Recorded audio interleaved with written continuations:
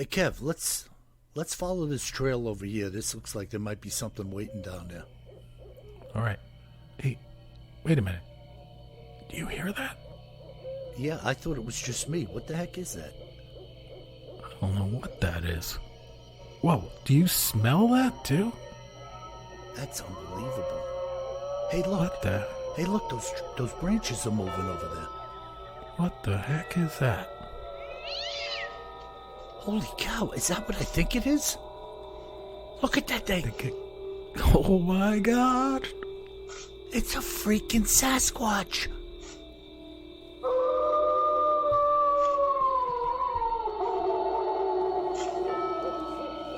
Welcome to the Bigfoot Terror in the Woods Sightings and Encounters podcast.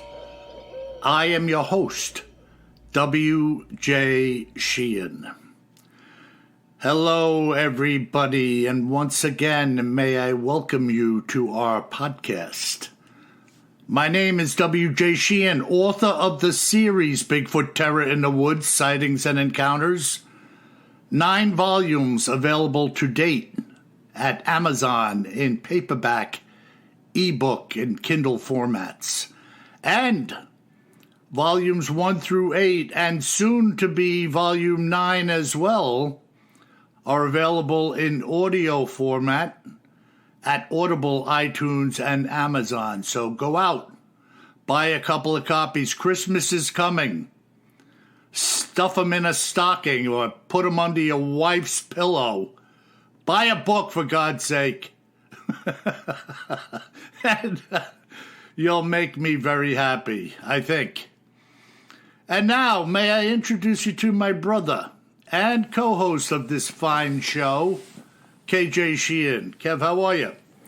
I got a bit of a cold, Bill, but otherwise I'm good. Yeah, all that running around you've been doing, it probably just ground you down a little bit, you know? Yeah, it happens to me a lot of times right before the holidays because I got all these meetings, a week-long of meetings, kind of nonstop, and come into Thanksgiving holiday, usually get sick because it all catches up to me, and I didn't let anyone down this year. Same thing. But I apologize, folks, if I sound like Rudolph with the mud on his nose, whereas Mom and Dad cover it up so it won't glow. I don't want this on my nose. Yeah, the old Rudolph mud pack. Remember his father with the baseball cap on? Oh, yeah. He was like the football coach, you know. Exactly. Son. Hey, I want to give a little shout out to one of our beat reporters for the podcast, Rick in Ohio. Kev, I'm going to send one of these out to you. Rick commissioned his daughter, who's quite the artist, to make up some large tumbler, hot and cold, like travel mugs for us.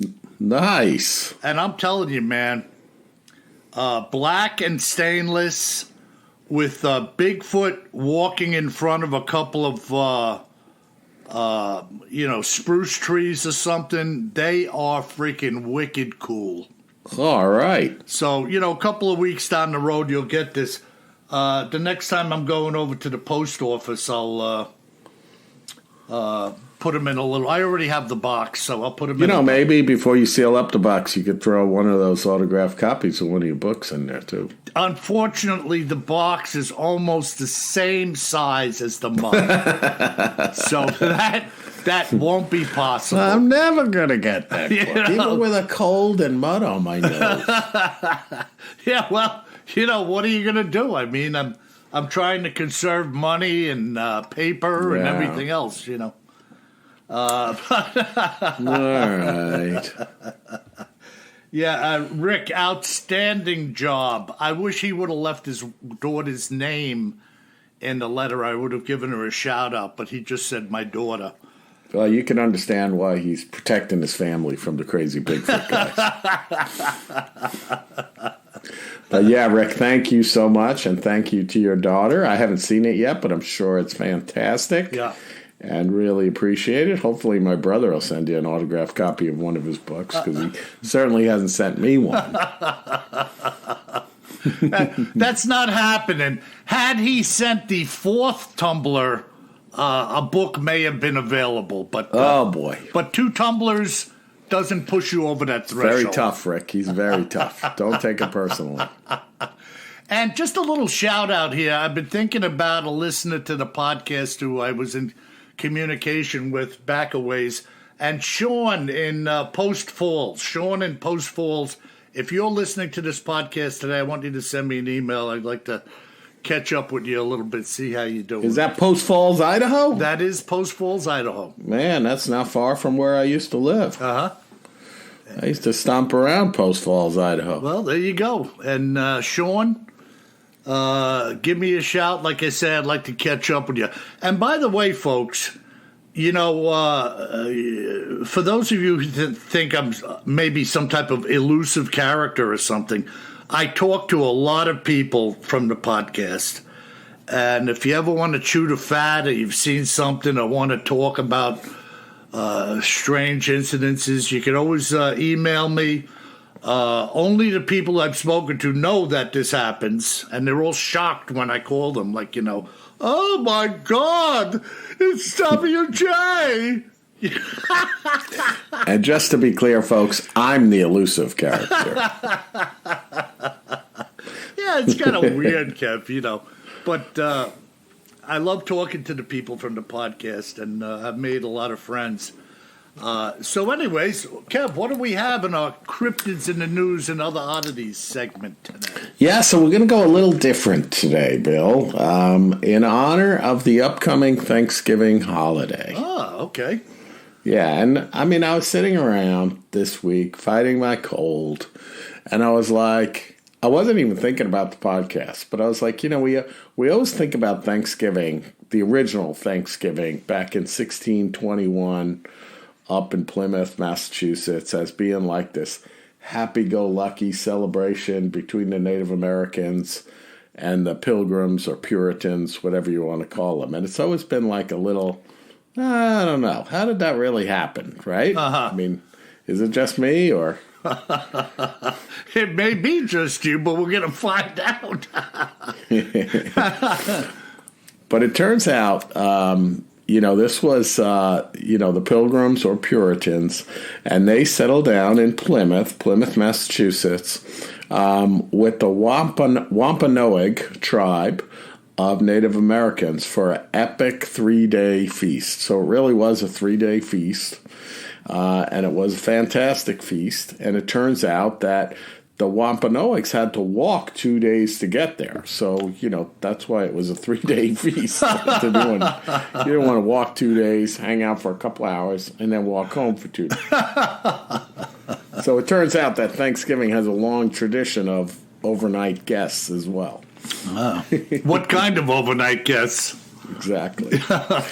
But when you look at what happened to bring them together, and then we'll talk a little bit about what happened after that first Thanksgiving too, a lot of bloodshed took place before and after the first feast between the colonists and the Native Americans. And in fact, today, many Native Americans mark Thanksgiving as a solemn day of remembrance instead of celebration.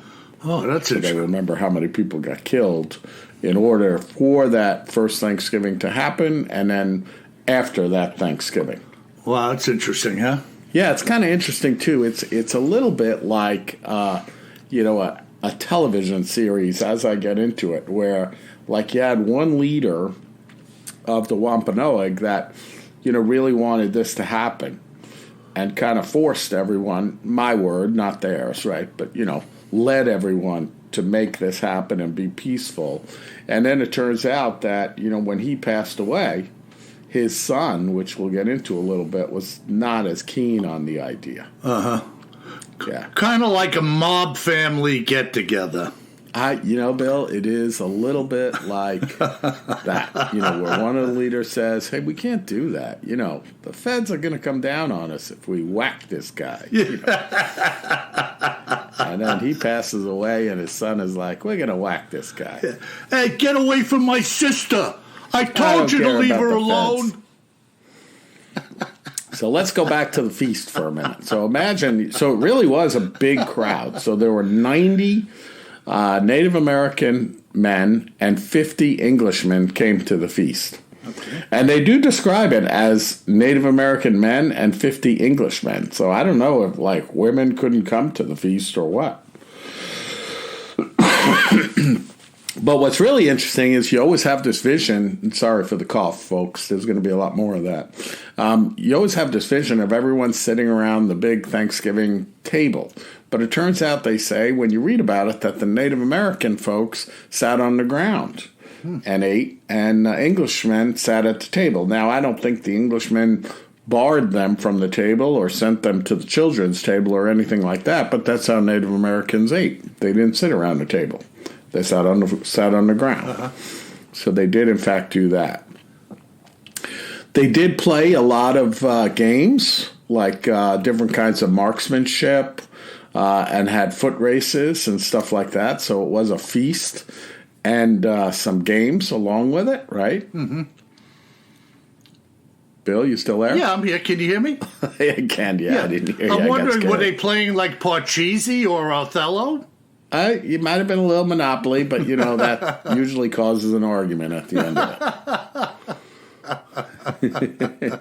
So this first Thanksgiving was in 1621, and the Wampanoag leader, or mob boss in our earlier description, called Massasoit, he negotiated a treaty between the Plymouth settlers and the Wampanoag tribe in 1620.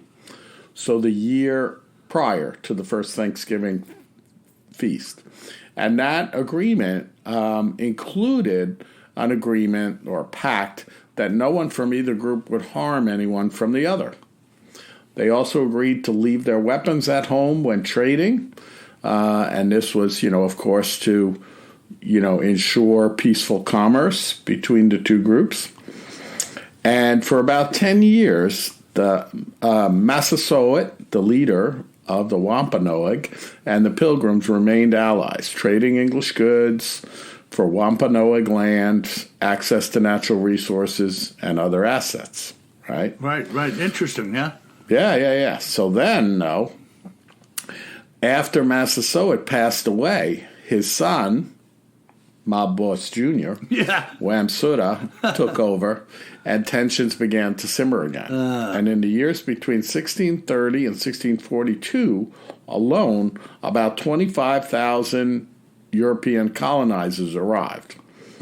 And there was a devastating plague that cut the native population by more than half. We know about that. And the two were probably related, right? Right. All these Europeans brought some sickness with them that the Native Americans didn't have immunity to. And then Wamsuta, mob boss number 2, died mysteriously while visiting the Puritans to discuss the gathering unrest between the two groups. So you could only imagine what happened there.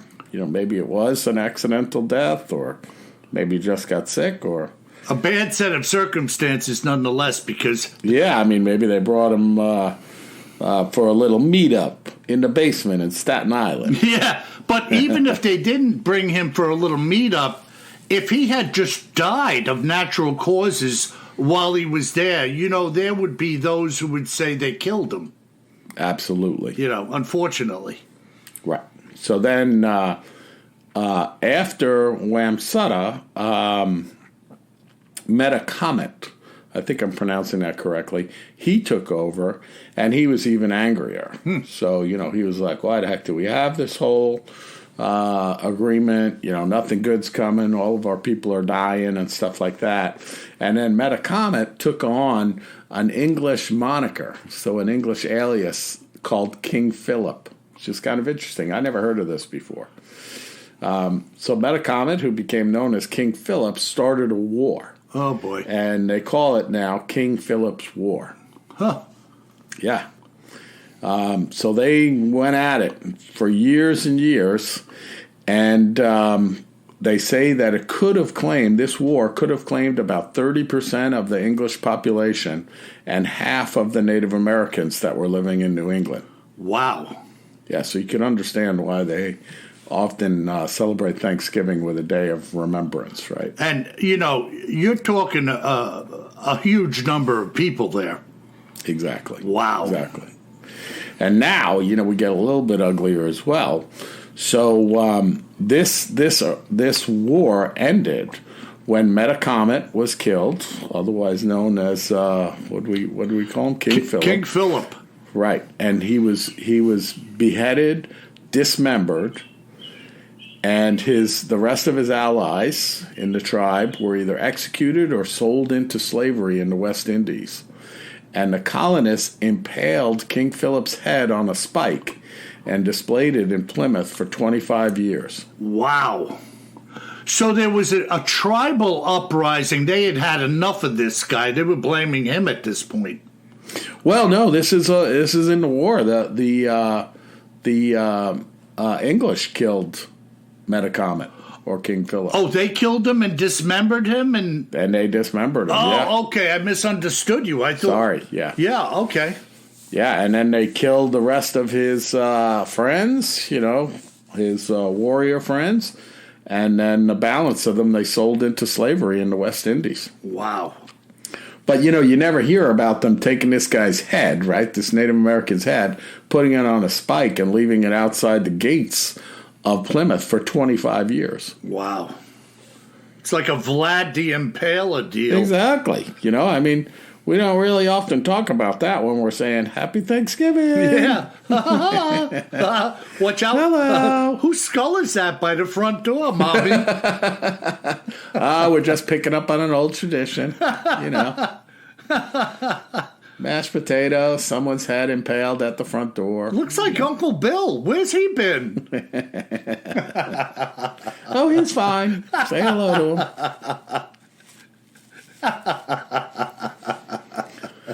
So, Bill, Thanksgiving has a little bit of a darker past than we think of. But, that, again, folks, I don't mean to be Johnny Raidcloud, although it is part of my role. I do wish all of you and your families a blessed and happy Thanksgiving. Let's have no mob hits around the Thanksgiving table, or if there was such a thing as the mob. Yeah, let go some. And don't impale anyone's head outside the house as a welcoming gift. Not a good idea. Well, this little thing of ours that we call Bigfoot Terror in the Woods turns down some strange paths, folks. And for people who are new to the podcast, yes, we are Bigfoot Terror in the Woods.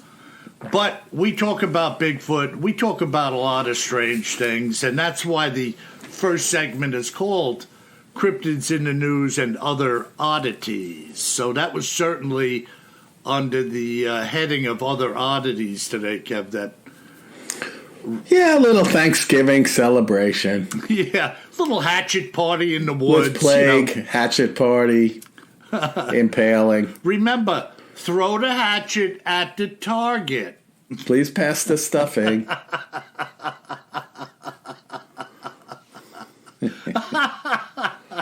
Oh, my God. Well, I tell you, folks, I have something pretty cool here. I've actually pulled this one out of the archives because, as I say, there's always new listeners, and I love the historicity of some of these accounts, and I like to go back through them or back over them to kind of refresh myself and of course, the new listeners. Not everybody goes back and listens to 175 podcasts, although there are some people who do repeatedly. But this account was originally told to me by Brian Hoffa, no relation to Jimmy Hoffa. In keeping with our theme of Staten Island basements. He was a resident of Queens, New York, Kev. Whoa. Might be a relative, and he's not claiming to be a Could relative. be. I mean, such things happen, as you know. Now he's an Uber driver. And this is what Brian had to say. The story of which I am about to speak was actually handed down to me from my father, having been told to him by my grandfather many years prior. My grandfather had passed in 1971, and his wife, my grandmother, had died several years earlier in 68. At the time of his passing, I was 6 years old. To be truthful, I didn't know him very well, he being a very quiet man, but I loved him just the same.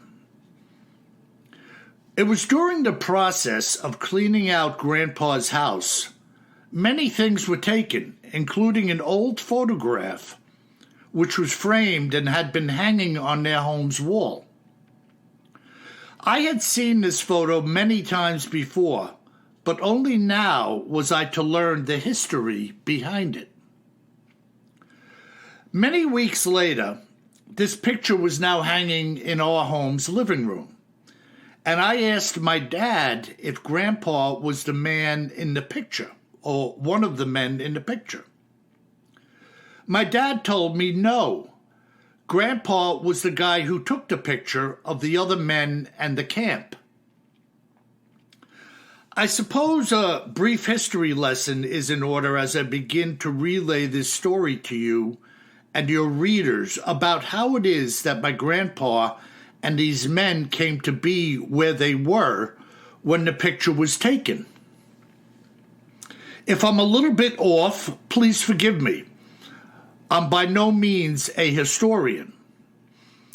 In 1916, what is now known as the National Park Service was formed under the presidency of Woodrow Wilson. At its inception, it was formed to protect and preserve vast areas of wilderness and the like for the good of the nation and its peoples. There were many great men involved in both overseeing and contributing to this system through the years. John Muir, Theodore Roosevelt, Gifford Pinchot, and Stephen T. Mather, to name a few. In 1903, during a coast-to-coast trip, Roosevelt had come to visit Muir, who was camping in Yosemite.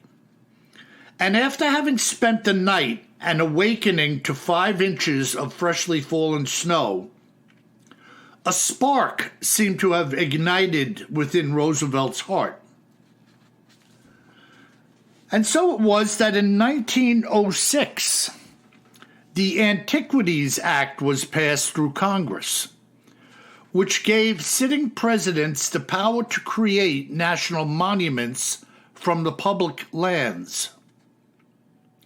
Roosevelt acted quickly with his newfound power, and the first monument to be created was Devil's Tower in Wyoming, with many others to soon follow. It was during, however, the 30s and the 40s, 1930s, 1940s, amidst the throes of the Great Depression and the war that followed, that the public was now clamoring to get into the parks. But how to get to them and what to do when you got there, that was the dilemma. Now it was in the hands of President Franklin D. Roosevelt to devise a plan, and so the Civilian Conservation Corps was formed. We're getting there, folks. Hang in there. In 1935, the Corps had 118 camps located around the country. It was employing tens of thousands of men with work, building roads, bridges, and the needed infrastructure for the parks to be seen and enjoyed. My grandfather was part of the Corps, and this picture was a snapshot of one such camp. The photo shows a grouping of 7 large military-style tents, of which I am sure there were many more, with what appears to be portable folding wooden tables set up, and some men splitting firewood in the foreground. My dad had said that the men were heavily armed, according to his father, because there were many wild animals to contend with, including grizzly bears, which were regularly coming into the camp. Grandpa had also told him that the men regularly shot and butchered animals for food, also fishing when near the water. Grandpa had told my father of many encounters which the crew had during the course of their construction with what he described as being giant, hairy men. He had told my dad that on many days and nights, the hairy men had entered their camp, stealing food, and in some cases doing considerable damage. Their calling card being enormous footprints left behind in the camp, which were particularly visible after it had rained. I should also mention that the camp that my grandfather was at was in the Shenandoah Valley near Luray, Virginia, and that this picture was taken in 1935. According to Grandpa, early in the morning of 1936, August, the camp had erupted with screams, shouts, and gunfire. After the melee had subsided, it became known to all that one of the men, while sleeping in a tent with 7 other people, had been grabbed by his ankle and pulled from his cot by one of the hairy men. Upon the man shouting, the others awoke, throwing hand axes at the beast. Grabbing their rifles and shotguns, they gave chase across the grounds of the encampment. He had told my father that many shots were fired, but the beast was not killed. From that day forward, sentries were set in place throughout the camp, both day and night, to fend off the invading hairy men. He told my father that the monsters, as he called them, were of enormous stature and strength. The men, during the course of their work, had both seen and heard them felling trees with their bare hands and dragging them through the timber. And my dear listeners, it seems to me that these boogers have been around for quite a bit longer than most of us suspect. I wonder what its intentions were in dragging that man out of his cot in the tent. What do you think of that, Kev? That is an awesome account, Bill. You know, and like we say, I was having we'll get back to this. I was having a conversation with Philip the other night. We were just hitting on the burial mounds located around the United States, North America. And then we broke off into talking about some of the Indian tribes around the country. And Philip made an excellent point. And I'll follow up with the point that he made. He said that, you know, these tribes were unknown to each other. For instance, Kev, the tribe you were talking about involved with the Pilgrims had no idea there were Lakotas out in the United States, or No, unless they were adjacent to one another. right, unless you were sharing land or crossing borders, Right. you would have no knowledge of the tribes that were. Or I would guess if it was told to you, right? They had such a rich tradition of storytelling. It could be that, it's like, well, I heard out west there's a great land, that kind of a thing, right? Like From some traveler, Yeah, I could see that happening too. But the point I'm getting at is that many of these tribes had a name that they gave to the hairy men of the woods. And that's where we came up with Sasquatch. That was one of the names up in the Pacific Northwest that took the place of, quote, Bigfoot when that made the headlines. But I wondered, if they had known about it or shared it, would they not have shared the name? And then somebody said to me, well, they all had different languages. Yes, I get that. But if I learn a word in Spanish that is describing some type of Spanish dish, or let's take the term chupacabra. I was going to say, how about chupacabra? Right, perfect. We don't change the name of chupacabra from that language to an English version. And here's another one for you.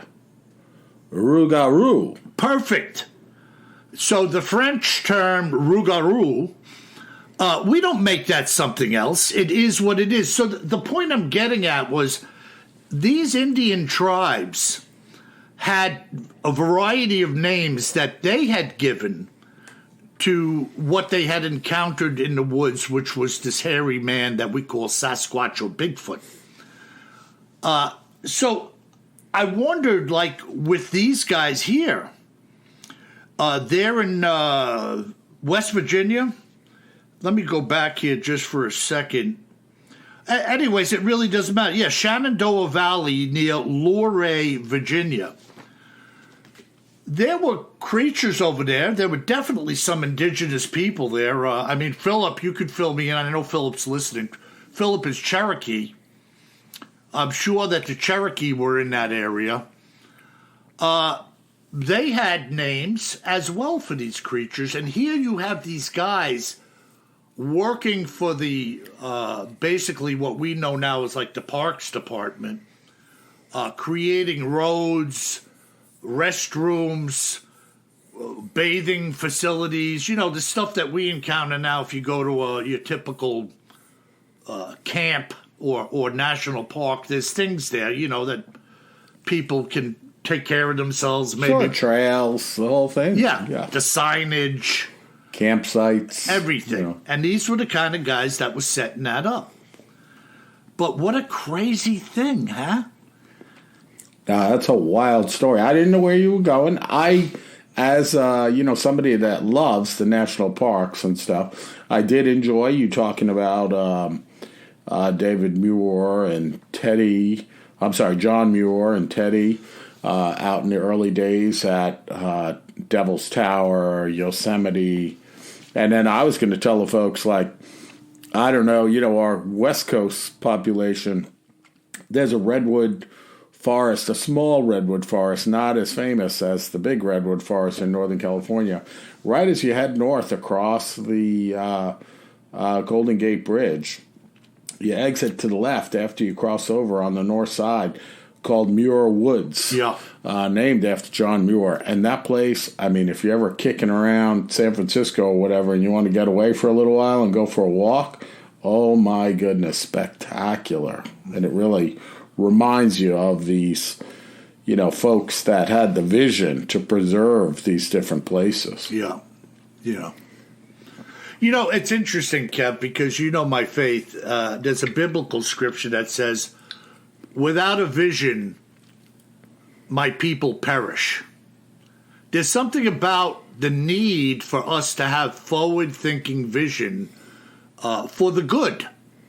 Yeah. In other words, to preserve, protect, to ensure quality of life issues for people and children coming behind us, Yeah, and I mean, some of these places will be there forever anyway, like Devil's Tower. You know, this famous Mesa, Butte, whatever it's technically called. It's a little more than either of those. Right. But, you know, made famous, I think, in Close Encounters, the movie Close Encounters. But, you know, when I was driving across Wyoming for the first time, and you come upon this thing and you're like, oh my gosh, like, what is that? Right. Yeah. Incredible. Now, we say, oh, they'll be there forever, but I want to bring to your attention something we're both well familiar with.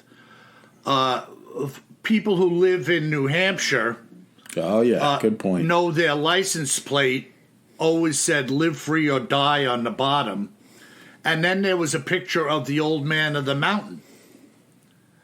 And this was if you've never seen it, it was pretty spectacular. It was a granite formation on the edge or the precipice of what you would call a cliff. And the profile looked like an old man. Right, Kev? Oh, yeah, spectacular. And, what was that, about 10 years ago? It fell off the side of the cliff? Yeah, probably about 10 years. So now all we have is the memory. I guess the plates still have the face on there. Although I don't know. They do. I mean, I've seen them recently. They still have the face on the license plate. And they still have, like I was up in New Hampshire last summer, I think, or the summer before. I lose track. Summer before. And it's pretty cool, Bill. They still have the pull-off there in the park up in the White Mountains where you used to go to see the viewing spot for the old man in the mountain, right? Right. And now they have this kind of a cool thing of, it's super hard to explain, but it's these steel heads, like the pieces that would form the face of the old man on these poles about 10 feet high, and they tell you where to stand and look up so that you align with these pieces of steel, and it shows you what it used to look like superimposed on the cliff. Oh, it's kind of like a stencil that you're looking through. Yeah. It's kind of cool. It's hard to explain, but I was like, that's good for someone that never really saw it.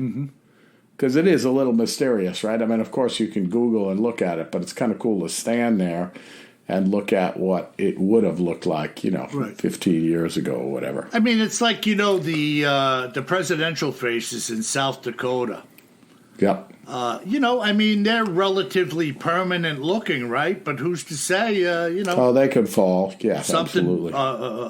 earthquake or a rumbling and something cracks and ba-boom, something comes down, No doubt about it. But, this account of this encampment and being handed down and the old photograph and...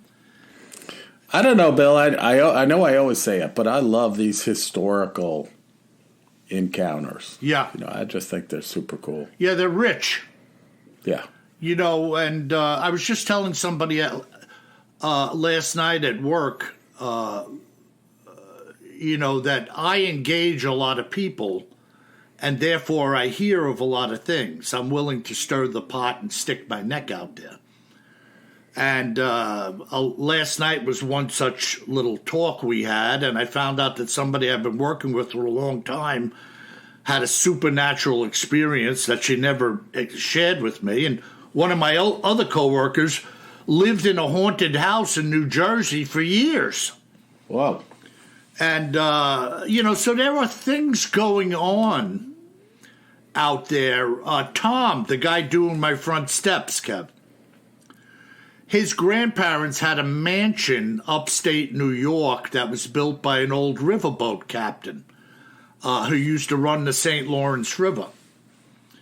And the house had a gatehouse attached to it and another house on the property, which I guess at the time maybe some help lived in there. But the guest house was so rife with demonic activity, the people were so freaked out that they had called the church to do an exorcism in the house. And Tom had shared with me that when he was a young boy visiting up there, he was in the barn one day, didn't see anything, didn't hear anything. He said he was so freaked out just being in the barn, like why would that just happen? He never went back in there again. So you talk about strange happenings, you know? Yeah, that qualifies. Yeah. You want to go milk the cow?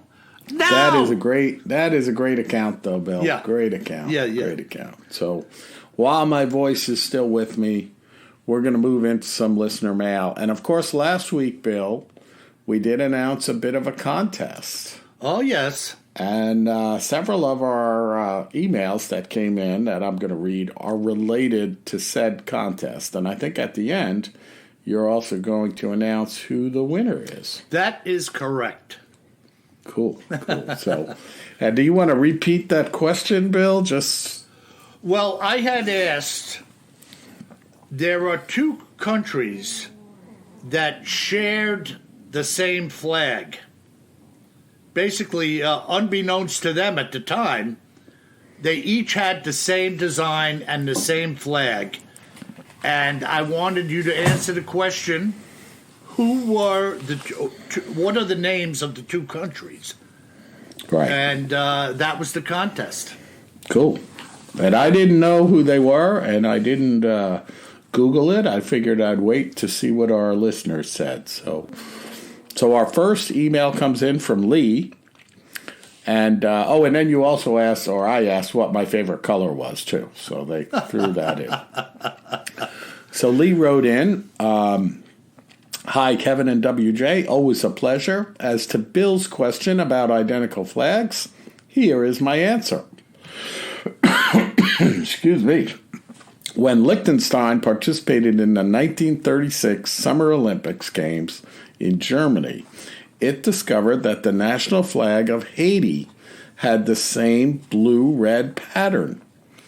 To avoid confusion in the future, the following year, a yellow crown was added near the hoist of the blue stripe in the Liechtenstein flag. Now, for Kevin's favorite color, I'm going to guess Yowie Brown.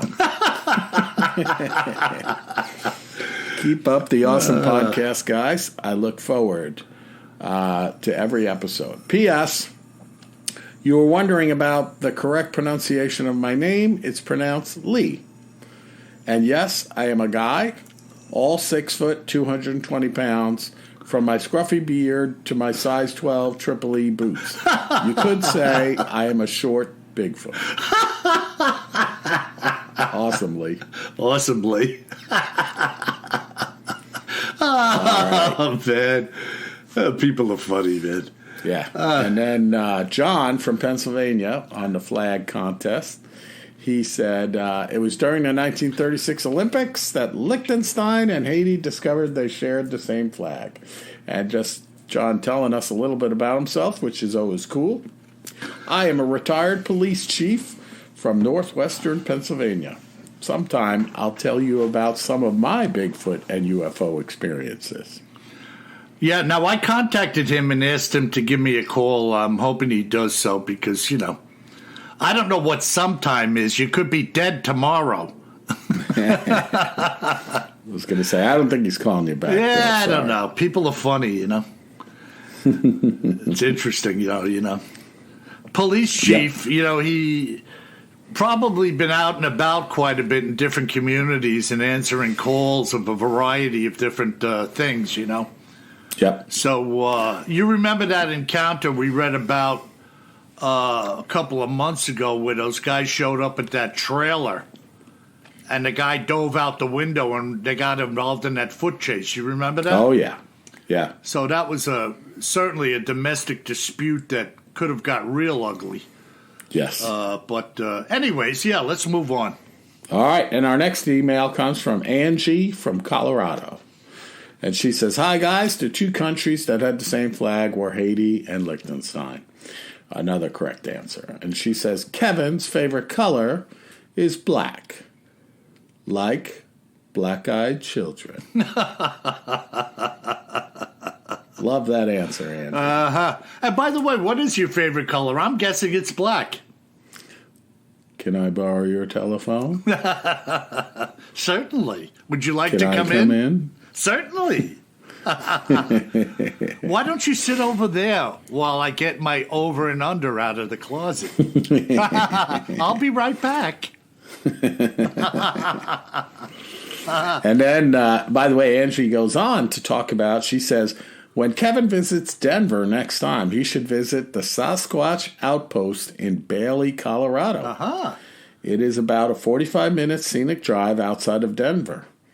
I think you guys discussed the Sasquatch that was transported across the country to this museum in one of your earlier podcasts. Mm-hmm. So that must be the Frozen Man, maybe. I don't know. I don't know, but I will definitely. Thank you, Angie. I always love scenic drives in and around Denver, which they're all scenic out there, and I will definitely check that out. Mm-hmm. Yeah, if you're out there, Kev, I know you're out there periodically, so maybe you could give a little report on the place, you know? No, it should be good. Should be good. Yeah, interesting. And finally, before you announce our winner, Bill, I'm going to read the note from our field correspondent that you mentioned sent us some beautiful tumblers. Uh-huh. So Rick from Ohio. And he wrote, hi, WJ, good to catch up with you today. I also wanted to pass along a book title that might be useful to Kevin as he's looking for interesting cryptids to cover each week. It is The United States of Cryptids, a tour of American myths and monsters by J.W. Acker. Sounds pretty cool. Yeah, we'll have to look into that, you know. I'll have to put it on my Christmas list there, Rick. Yeah, along with 9 copies of Bigfoot Terror in the Woods. Exactly. Well, maybe 18, 9 print and 9 ebooks. Or maybe 27, 9 audiobooks as well. Yeah, very interesting. Can't have enough of the hairy man. Yeah. Now, really interesting, Kev. And thanks to all of our listeners. And if you want to get in touch with us, just go to BigfootTerrorInTheWoods.com and hit the contact button. And let us know. If you've seen something, say something. Now, Bill, who won? Well, the winner is...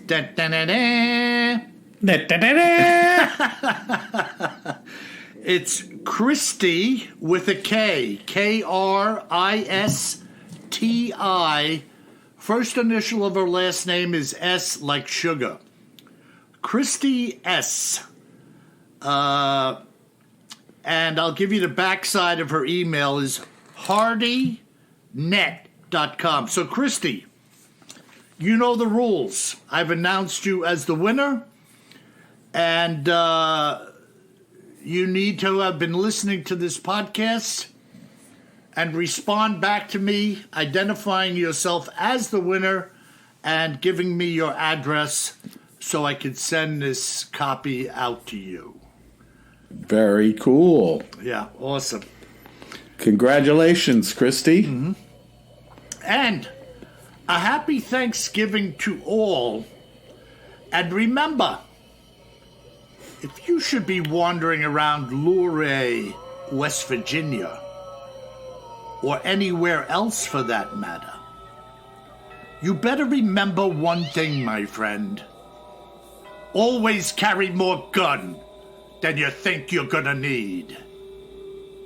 Sleep tight, and happy Thanksgiving.